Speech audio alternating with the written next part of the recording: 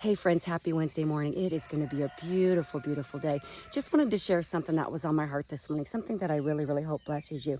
In my Bible study this morning, I'm still in 2 Samuel, but I was starting in verse 15. So I want to share with you. I highly encourage you to read it, but I'm going to paraphrase, and it says that another battle broke out between the Philistines and Israel. This was very common, but it said that David led his men into battle, and when he got into battle, he grew faint. David was just getting old. It was just, this is the way it's going to be with everybody. You know, we have our different seasons of life.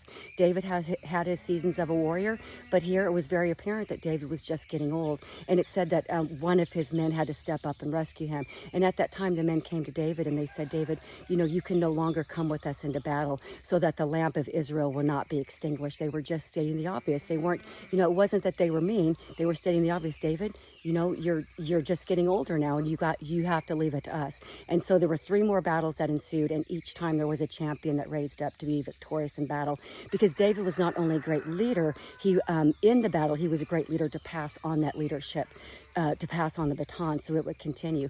But my point in this is that, you know, everybody, we all go through seasons of life. You know, we just had Mother's Day, and I couldn't help but lament over it that this season now I'm an empty nester. You know, I went through these seasons, and I'm getting older, and every one of us is going to get to the point where we're going to grow faint, and we're going to have to pass that baton on to the next person. But what I love about this is David may have been taken out of the battle, but David was not out of the war. You know, David was known as a man of prayer, and James 5:16 tells us that the prayer of a righteous person prevails over much, or it has great power, or it's effective and powerful. But the point is, our prayers have great power, and no matter what age we are, we can be prayer warriors. We can be in the battle. We can be in the war. We can push back the tides. And no greater story. I was thinking about this morning, because if you look back in 2 Samuel and starting in verse 15 through, chapter 15 through chapter 18, it has a conspiracy, of Absalom, which is David's son. Absalom set out to kill David,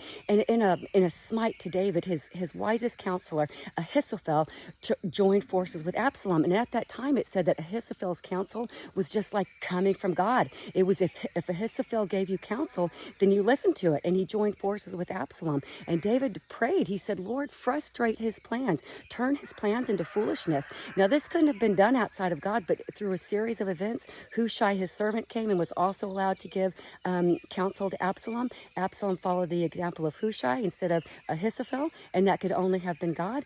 And it ended up where Absalom failed in his plight to kill David, showing once again that the prayers of a righteous person avails much. So no matter what stage of life we're in, let us set out to be prayer warriors, because, you know, just because we're not physically in the battle, we can still be in the battle on our knees, and the prayers of a righteous person has great power. So guys, I really, really hope that blesses you. I'm going to finish on my run, get off to the best job ever. It's going to be a great day.